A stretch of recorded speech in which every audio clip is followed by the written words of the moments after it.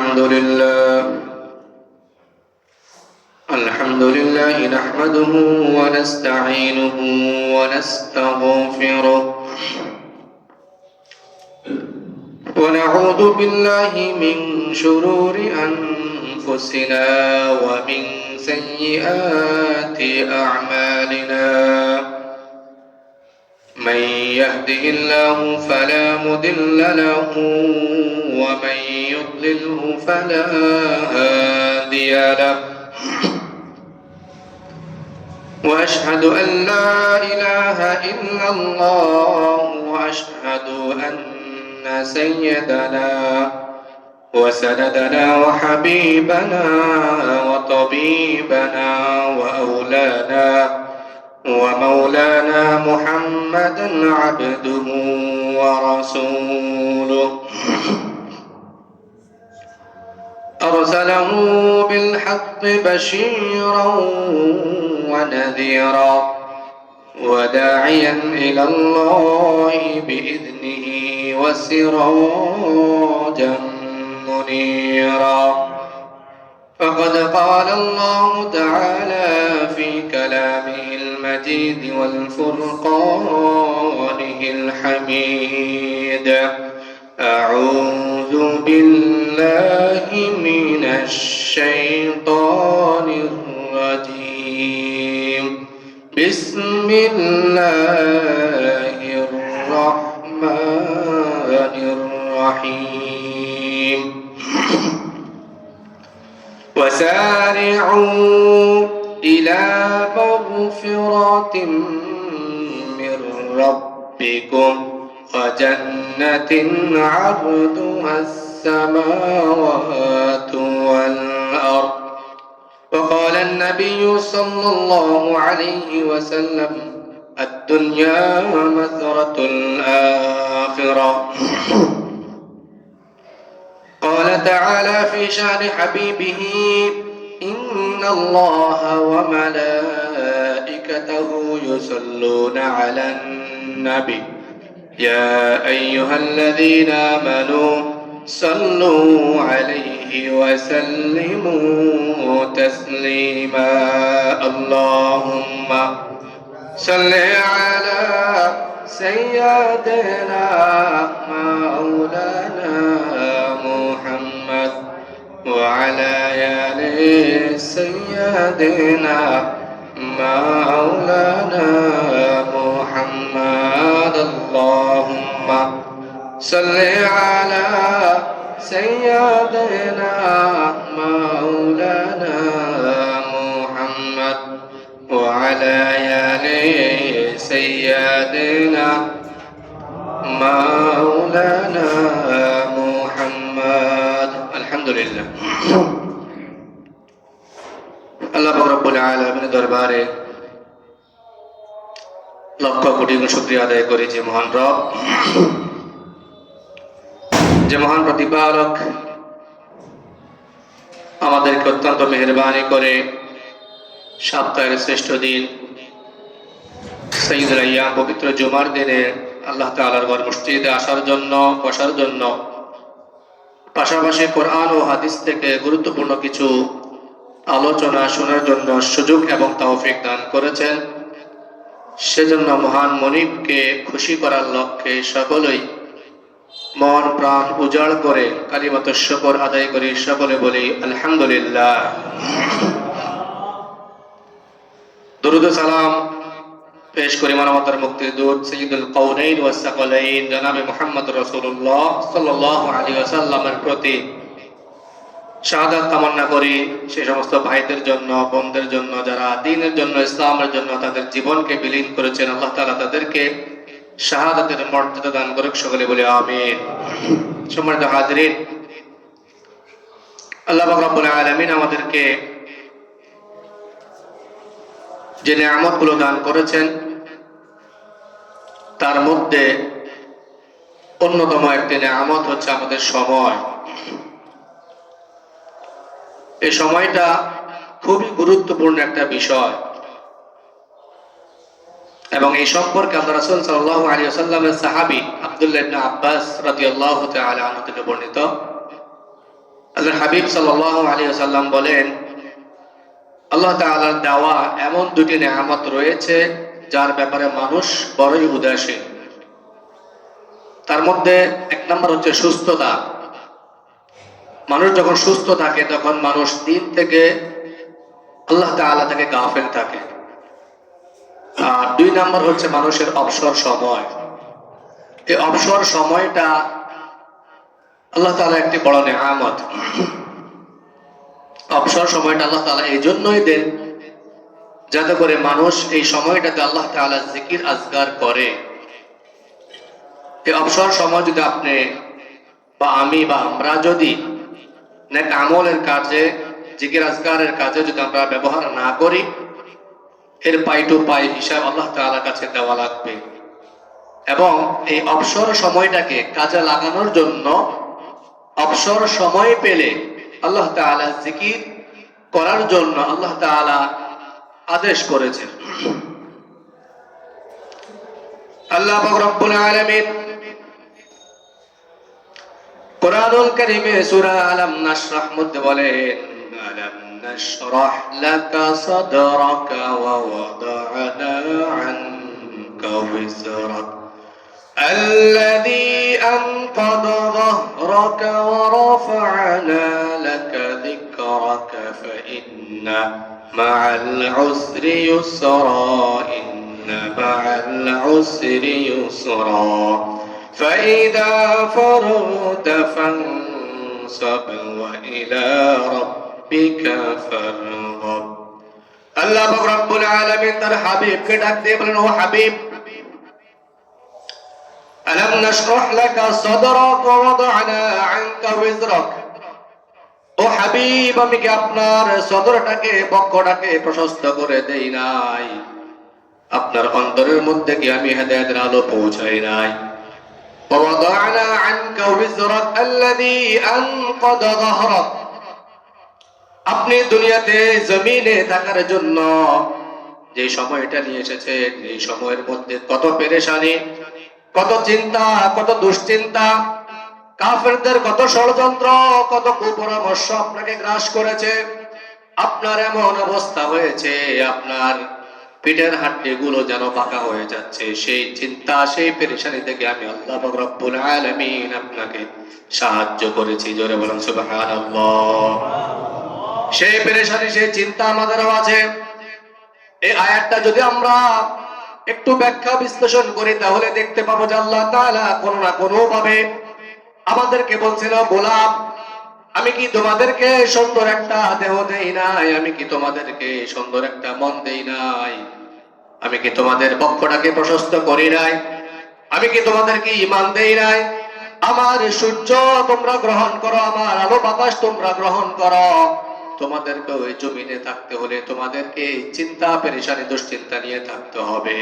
এবং এইগুলো যখন তোমাদেরকে গ্রাস করে, সেই গ্রাস থেকে, সেই চিন্তা পেরেশানি থেকে আমি আল্লাহ পাক রব্বুল আলামিন তোমাকে মুক্তি দান করি। এরপর আল্লাহ তাআলা বলেন, ও হাবিব, ওয়া রাফা'না লাকা যিকরা, আমি আপনার সম্মানকে বুলন্দিত করেছি। জমিনের কানাচে আনাচে কানাচে সব জায়গায়, জমিনের প্রত্যেকটা তন্দ্রে তন্দ্রে আমি আল্লাহ পাক রব্বুল আলামিন আপনার নামটাকে জুড়ে দিয়েছি। এরপর আল্লাহ তাআলা বলেন, ফাইন্না মাআল উসরি ইউসরান, ইন্না মাআল উসরি ইউসরা। সুখের পরে দুঃখ আসে, দুঃখ থাকলে এরপরে সুখ আবার আসবে। এরপর আল্লাহ তাআলা বলেন, ফাইদা ফারাগতা ফানসাব ওয়া ইলা রাব্বিকা ফারগাব।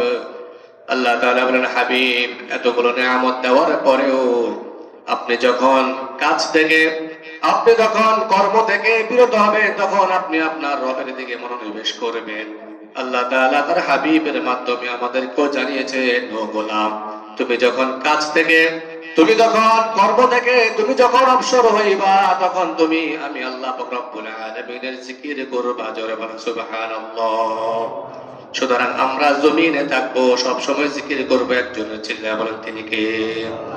আল্লাহ পাক রব্বুল আলামিন বলেন, ও গোলাম, তুমি আমার জিকির করবা সকাল সন্ধ্যা। জোরে বলেন সুবহানাল্লাহ।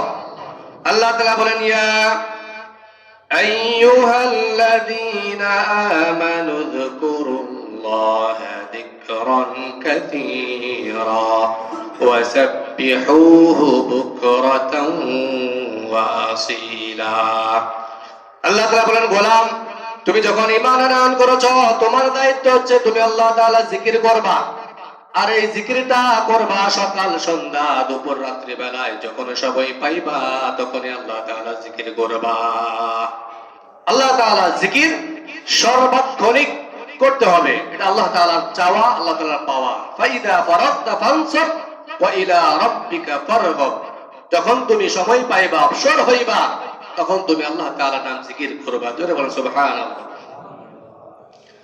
এরপর আল্লাহর হাবিব সাল্লাল্লাহু আলাইহি ওয়াসাল্লাম বলেন আমার উম্মতেরা শোনো পাঁচটি বিষয় আসার পূর্বে পাঁচটা বিষয়কে গুরুত্ব দাও এক নাম্বার হচ্ছে বার্ধক্য আসার পূর্বে তুমি যৌবনকে গুরুত্ব দাও যৌবনের সময় তোমার শক্তি থাকে তোমার সামর্থ্য থাকে তোমার শরীরে সর্বোচ্চ শক্তি থাকে ওই শক্তির সময় ওই যৌবনের তারুণ্যের সময় তুমি যদি আল্লাহ তাআলাকে সময় দাও তোমার বার্ধক্যের সময় যদি কোনো আমলের গ্যাপ হয় সেই গ্যাপটা পূরণ করে দিবেন কে আল্লাহ রাসূল সাল্লাল্লাহু আলাইহি ওয়াসাল্লাম আরো বলেন ও আমার উম্মতেরা শোনো অসুস্থতা হওয়ার আগে সুস্থতাকে প্রাধান্য দাও কারণ তুমি যখন সুস্থ থাকবা তখন তুমি ইবাদত করার জন্য সুযোগ পাইবা যদি ওই সময়টাকে গুরুত্ব না দাও যখন তুমি অসুস্থ হইবা তখন তোমার ইবাদত করার জন্য মন চাইবে কিন্তু তোমার সেই শক্তি সামর্থ্য থাকবে না আল্লাহর হাবিব সাল্লাল্লাহু আলাইহি ওয়াসাল্লাম বলেন এরপর 3 নাম্বার হচ্ছে দারিদ্রতা আসার পূর্বে সচ্ছলতাকে প্রাধান্য দাও এরপরে ব্যস্ততার পূর্বে অবসরতাকে প্রাধান্য দাও 5 নাম্বার আল্লাহর হাবিব বলেন মৃত্যুর পূর্বে তোমরা জীবনকে প্রাধান্য দাও যদি মৃত্যু চলে আসে তাহলে আর তোমার আমল করার জন্য কোনো দরজা আল্লাহ তাআলা আর খোলা রাখবেন না এজন্য আল্লাহ তাআলা বলেন কিয়ামতের ময়দানে যারা জালিম অবস্থায় জাহান্নামে নিক্ষিপ্ত হবে যারা জাহান্নামে চলে যাবে যারা আমলের ঘাটতির কারণে আল্লাহ তাআলার সন্তুষ্টির ঘাটতির কারণে যারা জাহান্নামে যাবে তারা বলবে আল্লাহ আমরা আবার দুনিয়াতে যেতে চাই আমাদেরকে দুনিয়াতে আরেকবার সুযোগ দান করুন আমরা দুনিয়াতে গেলে সুন্দর সুন্দর আমল করব আবার সুন্দর করে নিজের জীবনটাকে ইসলাম দিয়ে সাজিয়েব আবার সুন্দর করে দিন দিয়ে আমাদের ইসলামটাকে আমাদের ধর্মটাকে আমার জীবনটাকে আমি সাজাবো কিন্তু আল্লাহ তাআলা সেই সুযোগ দান করবেন না আল্লাহ তাআলা বলেন রব্বানা আখরিজনা না'মাল সালিহান গায়রাল্লাযী কুন্না না'মাল আওয়ালাম নু'আম্মিরকুম মা ইয়াতাযাক্কারু ফীহি মান তাযাক্কারা ওয়া জাআকুমুন নাযীর জোরে বলেন আল্লাহু আকবার আল্লাহ তাআলা ওই জালিমকে বলবে ওই জাহান্নামীকে বলবে যে তোমাকে আমি এমন একটা সময় দেই নাই এমন একটা হায়াত দেই নাই যে হায়াতের মধ্যে চাইলে তুমি আমি আল্লাহ পাক রব্বুল আলামিনকে রাজি করতে পারতা ওই জাহান্নামী বলবে রব্বানা আখরিজনা না'মাল সালিহা ওগো আল্লাহ আপনি আমাকে জাহান্নাম থেকে মুক্তি দেন আপনি আমাকে এই উত্তপ্ত আগুন থেকে বের করুন না'মাল সালিহান গায়রাল্লাযী কুন্না না'মাল যে আমলগুলো আমি দুনিয়াতে করতে পারি নাই সে আমলগুলো আমি আবার দুনিয়াতে গিয়ে সুন্দর করে করে আসব কিন্তু আল্লাহ তাআলা বলবেন আমি কি তোমাদেরকে এমন একটা হায়াত দেই নাই যে হায়াতের মধ্যে থেকে তুমি তোমার আমলটাকে সুন্দর করতে পারতে আমি কি এমন একটা নবী দেই নাই যেই নবী তোমাকে সতর্ক করেছে তোমার কাছে কি কোনো সতর্ক বার্তা তোমার কাছে কি কোনো সতর্ককারী আসে নাই তোমার কাছে কি কোনো আলেম উলামা আসে নাই তোমার কাছে কি কোনো নবী আসে নাই তখন ওই জাহান্নামী বলবে হ্যাঁ আমার কাছে আসছিল কিন্তু আমি তা মানি নাই আল্লাহ তাআলা বলবেন খবরদার আর কোনো কথা হবে না ফাদুকু ফামালিল যালিমিনা মিন নাসির ও গোলাম খবরদার কোনো কথা চলবে না চুপ হয়ে যাও মুখে তালা দিয়ে দাও তোমার আজকে কোনো কফিয়ত আমি গ্রহণ করব না ফাদুকু তুমি গ্রহণ করো জাহান্নামের উত্তপ্ত আগুন আস্বাদন করো ফামালিল যালিমিনা মিন নাসির তোমার জন্য কোনো সাহায্যকারী নাই তুমি যেহেতু দুনিয়াতে থাকা অবস্থায় আমল দিয়ে আমাকে সাহায্য করো নাই, আজকে এই কঠিন কিয়ামতের ময়দানে তোমার জন্য কোনো সাহায্যকারী আমার পক্ষ থেকে নাই। নাউজুবিল্লাহ বলেন। তাহলে দেখেন, এই সময়টাকে যারা গুরুত্ব দেবে না, এই সময়টাকে যারা কদর করবে না, এই হায়াত এর বিপরীত। এই হায়াত মানেই সময়, সময় মানে হায়াত। এই হায়াতের আরেকটা অর্থ কি? সময়। এই সময়কে নিয়েই আমাদের হায়াত। আমরা যে যেখানে বসবাস করি না কেন, আমরা যে যেখানে থাকি না কেন, আমাদের জেলা ভিন্ন হতে পারে, আমাদের গ্রাম ভিন্ন হতে পারে, আমাদের বিভাগ ভিন্ন হতে পারে, আমাদের দেশ ভিন্ন হতে পারে, কিন্তু সময় সবার একটাই। সময় কয়টা? একটা। প্রত্যেককে আল্লাহ পাক রব্বুল আলামিন একটা সময় বেঁধে দিয়ে দুনিয়াতে পাঠিয়েছে। সুতরাং জীবনের আরেকটি নাম সময়। এই সময়ের গুরুত্ব যারা দেবে না, তারা কিয়ামতের ময়দানে আল্লাহ তাআলার সামনে অপরাধের কাঠগড়ায় দাঁড়াতে হবে। আল্লাহ তাআলা আমাদেরকে হেফাজত করে, সকলে বলে আমিন। আল্লাহ তাআলা তার রাসূল সাল্লাল্লাহু আলাইহি ওয়াসাল্লামের মাধ্যমে সময়ের গুরুত্ব বুঝিয়েছেন। এই সময়ের গুরুত্ব নবী করিম সাল্লাল্লাহু আলাইহি ওয়াসাল্লাম দিয়েছেন, সাহাবারাও দিয়েছেন, সালফে সালেহিন যারা আমাদের আগে অতিবাহিত হয়েছেন তারাও এই সময়ের গুরুত্ব সর্বোচ্চ দিয়েছেন। আল্লাহ রাসূল সাল্লাল্লাহু আলাইহি ওয়াসাল্লামের সাহাবী আব্দুল্লাহ ইবনে ওমর রাদিয়াল্লাহু তাআলা আনহু, তিনি আল্লাহর হাবিব সাল্লাল্লাহু আলাইহি ওয়াসাল্লামের সাথে একবার সফরে বের হলেন। প্রতিমধ্যে আল্লাহর হাবিব সাল্লাল্লাহু আলাইহি ওয়াসাল্লাম তার বাহন থেকে নেমে গেলেন। নেমে গিয়ে একটি কবরের পাশে 2 রাকাত নামাজ আদায় করলেন। নামাজ শেষ হওয়ার পরে সাহাবী বললেন, ইয়া হাবিবাল্লাহ, হে আল্লাহর রাসূল সাল্লাল্লাহু আলাইহি ওয়াসাল্লাম, আপনি যে 2 রাকাত নামাজ আদায় করেছেন, এই লোকটা কি কোনো গুরুত্বপূর্ণ লোক বা কোনো মর্যাদাপূর্ণ লোক কিনা, যে কবরের পাশে আপনি নামাজ আদায় করেছেন? আল্লাহর হাবিব সাল্লাল্লাহু আলাইহি ওয়াসাল্লাম বললেন, না না, এই লোকটা গুরুত্বপূর্ণ কিংবা অগুরুত্বপূর্ণ বিষয়টা এমন না। আল্লাহ তাআলা আমাকে জানিয়েছেন কবরের মধ্যে কখনোই কোনো আমল করার জন্য কোনো গোলামকে সুযোগ দেওয়া হয় না। আল্লাহর হাবিব বললেন, এই যে লোকটা কবরের মধ্যে শুয়ে আছে, এ কখনো 1 রাকাত নামাজ পড়ার জন্য যদি কিয়ামত পর্যন্ত আবেদন করে, আল্লাহ তাআলা তার সেই আবেদন গ্রহণ করবেন না। আমি যেহেতু জমিনে আছি, আমার সুযোগ আছে, সুতরাং আমি এই সুযোগটাকে কাজে লাগিয়ে 2 রাকাত নামাজ আদায় করে নিলাম। সুবহানাল্লাহ বলেন। তাহলে এই সময়ের গুরুত্ব স্বয়ং রাসূল সাল্লাল্লাহু আলাইহি ওয়াসাল্লাম আমাদেরকে শিক্ষা দিয়েছেন। সম্মানিত হাজরিন, এজন্য আমাদেরকে এই সময়টাকে কাজে লাগাতে হবে। আমরা যেমন দুনিয়াতে ফসল ফলাদি চাষ করি, ঠিক তেমনি ভাবে আমাদের আমলের জিন্দেগিতেও ফসল ফলাতে হবে। আমরা যেমন জমিনের মধ্যে ফসল ফলাই এবং তা ভোগ করি, ঠিক তেমনি ভাবে যদি আমরা আমাদের আমলের জিন্দেগিতে যদি আমরা ফসল ফলাতে পারি, তাহলে সেটাও আমরা কাল কিয়ামতের ময়দানে ভোগ করতে পারবো। এইজন্য রাসূল সাল্লাল্লাহু আলাইহি ওয়াসাল্লাম হাদিস শরীফে বলেন, আদ-দুনিয়া মাজরাতুল আখিরাহ, আখিরাতের শস্য ক্ষেত হচ্ছে দুনিয়া। দুনিয়াতে যে যত বেশি ফসল ফলাবে, আখিরাতে আল্লাহ পাক রব্বুল আলামিন তাকে তত বেশি মর্যাদা পূর্ণ করবেন। জোরে বলেন সুবহানাল্লাহ। হাফেজ ইবনে হাজার আসকালানী রাহমাতুল্লাহি আলাইহি, অনেকেই চেনেন, অনেকেই নাম শুনেছেন। হাফেজ ইবনে হাজার আসকালানী রাহমাতুল্লাহি আলাইহি, তিনি হলেন বুখারী গ্রন্থের ব্যাখ্যা ফাতহুল বারি এর লেখক। তিনি যখন লেখালেখি করতেন, এক পর্যায়ে যখন লেখালেখির পর্যায়ে যখন তার কলমের কালি শুকিয়ে যেত, তখন তিনি ওই কলমটাকে মেরামত করতেন, অথবা নতুন কলম যখন মেরামত করতেন, তখন তিনি হাতের মধ্যে দিয়ে কাজ করতেন কলম মেরামতের, বাকি তার জবানের মধ্যে তিনি জিকির করতেন সুবহানাল্লাহ, আলহামদুলিল্লাহ, লা ইলাহা ইল্লাল্লাহ, আল্লাহু আকবার। এই জিকিরগুলো করতেন।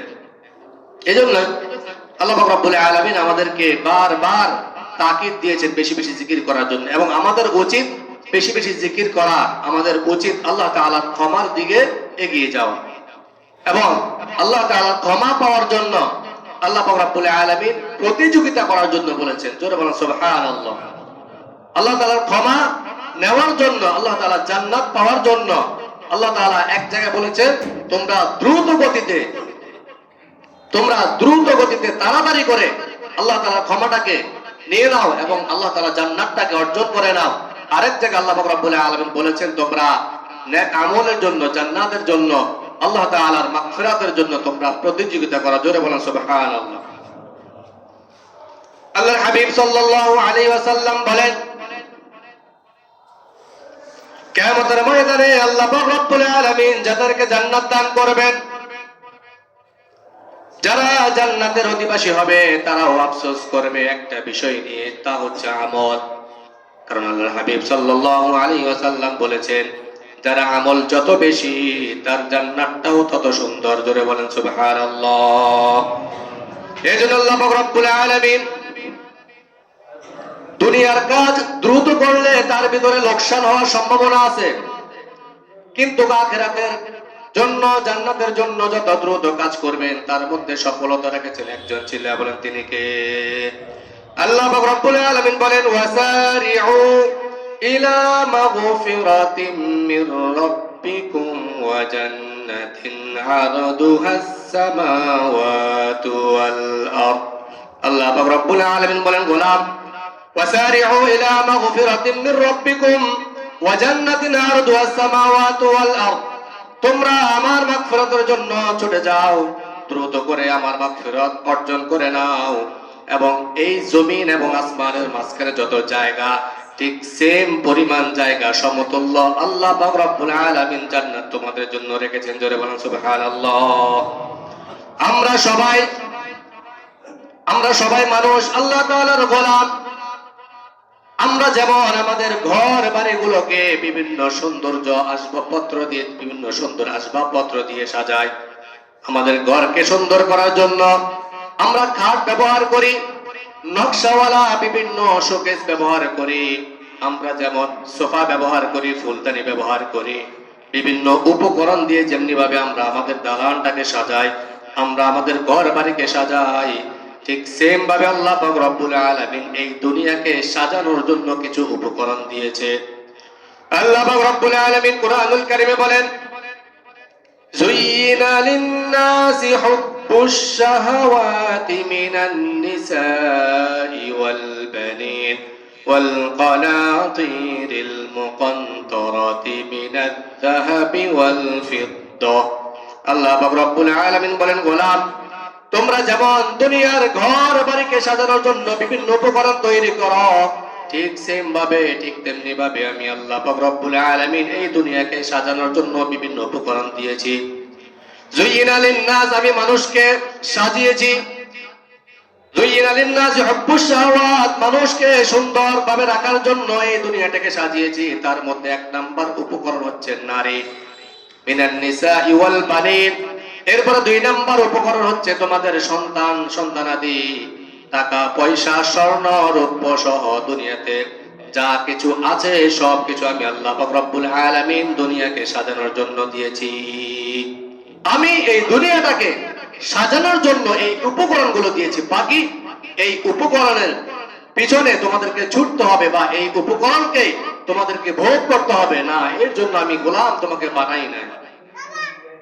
এই উপকরণগুলো আমি দুনিয়াকে সাজানোর জন্য দিয়েছি, কিন্তু এটার পিছনে পড়ে থাকবা, এটার পিছনে তুমি মনোনিবেশ করবা, এটার পিছনে ছুটে চলবা, এর জন্য আমি তোমাকে বানাই নাই গোলাম। আল্লাহ তাআলা নিষেধ করেছেন খবরদার এই সন্তান, এই স্ত্রী, এই দুনিয়ার এই মায়া মোহাব্বত, এই ধন, এই সম্পদ, এই ঐশ্বর্য, এগুলো যেন তোমাকে গ্রাস করতে না পারে। এগুলো দুনিয়া একটা সুন্দর, বাস এতটুকুই। বাকি তোমার জন্য আল্লাহ পাক রব্বুল আলামিন এই দুনিয়ার চাইতে হাজার হাজার গুণ সুন্দর জান্নাত বাজেট করেছেন। জোরে বলেন সুবহানাল্লাহ। এরপর আল্লাহ পাক রব্বুল আলামিন সূরা হাদীদের 21 নম্বর আয়াতে আল্লাহ তাআলা বলেন সাবিকু ইলা মাগফিরাতিম মির রাব্বিকুম ওয়া জান্নাতিন আরদুহা কা'আরদিস সামাই ওয়াল আরদ। আল্লাহ তাআলা বলেন গোলাম আমার ক্ষমার জন্য, আমার মাগফিরাত নেওয়ার জন্য তোমরা প্রতিযোগিতা করো এবং জান্নাত অর্জন করার জন্য প্রতিযোগিতা করো। যে জান্নাত আমি মুমিনদের জন্য বাজেট করেছি।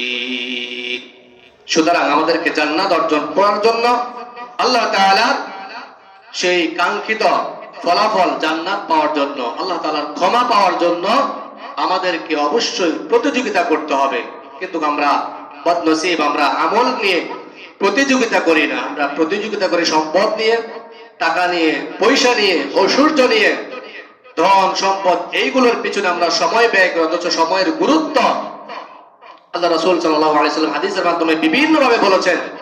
আল্লাহ পাক রব্বুল আলামিন কোরআনুল কারীমে বিভিন্ন জায়গায় ইরশাদ করেছেন সময়ের গুরুত্ব। শুধু তাই নয়, আল্লাহ পাক রব্বুল আলামিন এই সময়ের গুরুত্ব বুঝাতে গিয়ে আল্লাহ পাক রব্বুল আলামিন একটা সূরা নাযিল করেছেন, সূরাতুল আসর।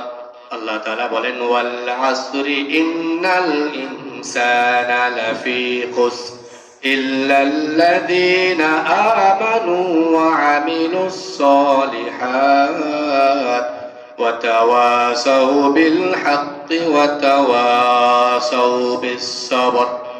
আল্লাহ তাআলা বলেন, আমি সময়ের কসম খাচ্ছি, আমি যুগের কসম খাচ্ছি, সময়ের কসম খাচ্ছি। ইন্নাল ইনসানা লাফি খুসরিন, নিশ্চয় মানুষ ক্ষতির মধ্যে আছে। আল্লাহ পাক রব্বুল আলামিন এখানে হাইওয়ান, জানোয়ার, জন্তুর জন্য কসম খায় নাই। আল্লাহ পাক রব্বুল আলামিন সময়ের কসম খেয়েছেন মানুষের জন্য। আল্লাহ তাআলা বলেন নিশ্চয় মানুষ ক্ষতির মধ্যে আছে। এখানে জানোয়ারের কথা বলে নাই। আল্লাহ তাআলা বলে নাই দুনিয়ার সমস্ত জানোয়ার ক্ষতির মধ্যে, দুনিয়ার সমস্ত জিনিস ক্ষতির মধ্যে। আল্লাহ তাআলা বলেছেন মানুষ ক্ষতির মধ্যে। কারণ দেখেন, আল্লাহ পাক রব্বুল আলামিনের যে আদেশ নিষেধগুলো আল্লাহ তাআলা সুন্নাহ ভাবে যেইভাবে দুনিয়াকে সাজিয়েছেন, ঠিক সেই সুন্নাহ মোতাবেক দুনিয়ার সবকিছু চলে, শুধুমাত্র মানুষ চলে না। আল্লাহ তাআলার প্রাণী আল্লাহর হাবিব সাল্লাল্লাহু আলাইহি ওয়াসাল্লাম বলেছেন, মুমিন তোমরা রাত হওয়ার পরে তোমরা নামাজ পড়বা, ইবাদত করবা, এরপরে খাবার দাবার খেয়ে সকাল সকাল সন্ধ্যা সন্ধ্যা তোমরা তাড়াতাড়ি করে ঘুমিয়ে যাইবা। কারণ তোমাকে আবার ফজরের আগে তোমার রবের ডাকে সাড়া দিতে হবে। দেখেন, পশু পাখি যারা আছে সবাই মাগরিবের পরে ঘুমিয়ে যায়। গাছপালা বলেন, পাখি বলেন, যত জন্তু আছে সবাই মাগরিবের পরে নিশ্চুপ হয়ে যায়। আবার যখন ফজরের আজান দেয় তখন আবার পাখিগুলো কিচিরমিচির শুরু করে দেয়। পাখি, পশু যা আছে সবকিছু মাগরিবের পরে নিস্তব্ধ হয়ে যায়, পুরো দুনিয়া নিস্তব্ধ হয়ে যায়। আর মানুষ রাতে 10টা, 11টা, 12টা পর্যন্ত জাগন থাকে। এরপরে ফজর বাদ দিয়ে আবার সকাল 9টা, 10টার দিকে ওঠে। অথচ আল্লাহ পাক রব্বুল আলামিন এই ফজরের মধ্যে কি পরিমাণ বরকত রেখেছেন তা কল্পনা করে শেষ করা যাবে না, কল্পনাই করা যায় না। কি পরিমাণ বরকত আল্লাহ তাআলা এই ফজরের ওয়াক্তের সময় রেখেছেন। অতীতের যে সমস্ত সফল ব্যক্তিরা সফল হয়েছেন প্রত্যেকেই এই ফজরের সময়টাকে গুরুত্ব দিয়েই সফল হয়েছে। যারা এই ফজরকে গুরুত্ব দেয় নাই, সকালকে গুরুত্ব দেয় নাই, তারা পশ্চিম কালেও সফল হতে পারেন না। আমাদের পূর্বে যারা সালফে সালেহীন ছিল, তারা পুরো রাত যদি সফরও করতেন, পুরো রাত জেগে যদি সফর করতেন বা কোনো কাজ করতেন, এরপরও সূর্য উঠার আগে তারা ঘুমাতেন না। নামাজ পড়ে সূর্য উঠা পর্যন্ত তারা অপেক্ষা করতেন এবং সূর্য উঠার পরে তারা ঘুমাতেন। কারণ তারা বুঝেছেন যে সকালের গুরুত্ব আল্লাহ তাআলার কাছে অনেক বেশি। আল ফজর, ফজর শব্দের অর্থ হচ্ছে উদিত হওয়া, জেগে ওঠা। এই সকালের আরেকটা শব্দ আরবিতে সাবাহুন, সাবাহুন মানে হেসে ওঠা। যখন বাচ্চারা হেসে ওঠে তখন এটাকে বলা হয় সাবাহা, বাচ্চা হেসে উঠেছে। অর্থাৎ এই ফজর মানে হচ্ছে একজন মুমিনকে সতেজ করে তোলা। এজন্য আমাদের উচিত হবে, প্রত্যেকটা মুমিন, প্রত্যেকটা মুসলমানের উচিত হবে ফজরের সময়টাকে গুরুত্ব দেওয়া, ফজরের সময় উঠে আল্লাহ তাআলা ডাকে সাড়া দেওয়া। আমরা যদি আল্লাহ তাআলার আহ্বানে সাড়া দিতে পারি তাহলে আমাদের দুনিয়াও সুন্দর, আখিরাতেও সুন্দর। এজন্য আল্লাহ পাক রব্বুল আলামিন দুনিয়ার বিভিন্ন জায়গায় জায়গায় আমাদের জন্য অনেক আমলের সুযোগ রেখেছেন। আল্লাহ রাসূল সাল্লাল্লাহু আলাইহি ওয়াসাল্লাম বলেন, গোলাম যখন দুনিয়াতে একবার সুবহানাল্লাহ বলবে, আল্লাহ পাক রব্বুল আলামিন আসমান এবং জমিনের মাঝখানে যত বড় গ্যাপ আছে ওই গ্যাপ সম পরিমাণ আল্লাহ তাআলা নেক আমল দান করবেন। জোরে বলেন সুবহানাল্লাহ। এর চাইতে আর বড় সুযোগ হয় না। এরপরে আল্লাহর হাবিব সাল্লাল্লাহু আলাইহি ওয়াসাল্লাম বলেন, যে ব্যক্তি আলহামদুলিল্লাহ একবার বলবে, আল্লাহ পাক রব্বুল আলামিন এই দুনিয়াতে যা কিছু সৃষ্টি করেছেন, গাছপালা, তরুলতা, সকল কিছু যে পরিমাণ রয়েছে, আল্লাহ পাক রব্বুল আলামিন সেই পরিমাণ সওয়াব ওই বান্দার নামে দান করবেন। জোরে বলেন সুবহানাল্লাহ। শুধু তাই না, আল্লাহর হাবিব বলেন, যে ব্যক্তি সুবহানাল্লাহ, আলহামদুলিল্লাহ, লা ইলাহা ইল্লাল্লাহ, আল্লাহু আকবার বলবে, এই আল্লাহু আকবার এর বদৌলতে আল্লাহ পাক রব্বুল আলামিন জিহাদের ময়দানে 2টা উট এবং 2টা ঘোড়া দান করলে যে পরিমাণ সওয়াব, ওই পরিমাণ সওয়াব আল্লাহ তাআলা ওই বান্দার নামে নাযিল করবেন। জোরে বলেন সুবহানাল্লাহ। এজন্য আমরা জমিনে থাকবো, যার জমিন জিকির হবে তার, চিল্লা বলেন ঠিক কিনা? আপনি যখন হাঁটবেন জিকির করবেন কার? আপনি যখন গোসল করবেন সেখানেও জিকির আছে না নাই? আপনি যখন বাজারে যাবেন সেখানেও জিকির আছে না নাই? আপনি যখন বাজারে যাবেন তখন জিকির করবেন, লা ইলাহা ইল্লাল্লাহু ওয়াহদাহু লা শারীকা লাহু, লাহুল মুলকু ওয়া লাহুল হামদু, ইউহয়ী ওয়া ইউমীতু ওয়া হুয়া আলা কুল্লি শাইইন কাদির। আল্লাহর হাবিব সাল্লাল্লাহু আলাইহি ওয়াসাল্লাম বলেছেন, কেউ যদি বাজারে গিয়ে এই জিকিরটা করে, আল্লাহ পাক রব্বুল আলামিন তার আমলনামায় 10 লক্ষ পরিমাণ সওয়াব দান করবেন। জোরে বলেন সুবহানাল্লাহ। এজন্য জমিন যার জিকির চলবে, তার জমিন যার সংবিধান তার। যে ব্যক্তি আল্লাহ তাআলার এই জমিনে থেকে আল্লাহ তাআলার আইনকে বাস্তবায়ন করবে না, যে ব্যক্তি আল্লাহ তাআলার এই জমিনে থেকে আল্লাহ তাআলার আইনকে দেখতে চাইবে না, সে হচ্ছে জালেম ঘোষণাকার, সে হচ্ছে কাফের ঘোষণাকার। আল্লাহ তাআলা কোরআনুল কারীমে বলেন, ওয়া মান লাম ইয়াহকুম বিমা আনজালাল্লাহু ফাউলাইকা হুমুল কাফিরুন। যে ব্যক্তি এই জমিনে থাকার পরেও আমার আইন দিয়ে সমাজ চালায় না, আমার আইন দিয়ে পরিবার চালায় না, যারা আমার আদেশ মানে না, আমার আইন দিয়ে রাষ্ট্র চালায় না, তারা হচ্ছে কাফের ঘোষণাকার। চিল্লা বলেন ঘোষণাকার। আল্লাহ পাক রব্বুল আলামিন আরেকটি আয়াতে তাদেরকে ফাসিক বলে উল্লেখ করেছেন।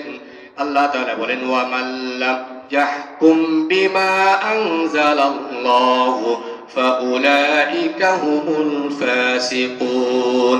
যারা আমার জমিনে থেকে আমার আদেশ ক্রমে, আমার সংবিধান দিয়ে, আমার কোরআন দিয়ে যারা বিচার ফয়সালা করবে না, তারা হচ্ছে ফাসিক। নাউযুবিল্লাহ।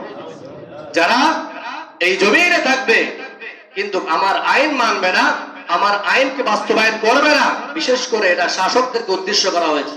যারা সমাজে লিডারশিপ, যারা সমাজকে লিড দেয়, যারা পরিবারকে লিড দেয়, যারা রাষ্ট্রকে লিড দেয়, যারা ওয়ার্ডকে লিড দেয়, যারা ইউনিয়নকে লিড দেয়, তারা যদি আল্লাহ তাআলার হুকুম আহকাম মোতাবেক, শরিয়া মোতাবেক যদি তারা বিচার ব্যবস্থা না করে, আল্লাহ তাআলা তাদেরকে ঘোষণা দিয়েছেন কাফের হিসাবে, তাদেরকে ঘোষণা দিয়েছেন ফাসিক হিসাবে। জোরে বলেন নাউযুবিল্লাহ।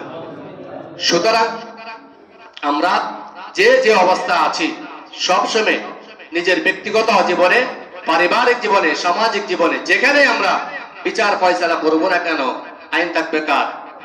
আল্লাহ তাআলার আইন দিয়ে আমরা আমাদের পরিবার, আমাদের সমাজ, আমাদের রাষ্ট্র যদি আমরা গড়তে পারি, তাহলে শান্তির ফয়সালা করে দিবেন কে? আল্লাহ পাক রব্বুল আলামিন আমাদেরকে, আমাদের এই সমাজকে, আমাদের এই পরিবারকে শান্তিপূর্ণ একটি স্থিতিশীল সমাজ হিসেবে কবুল করে সকলে বলে আমিন।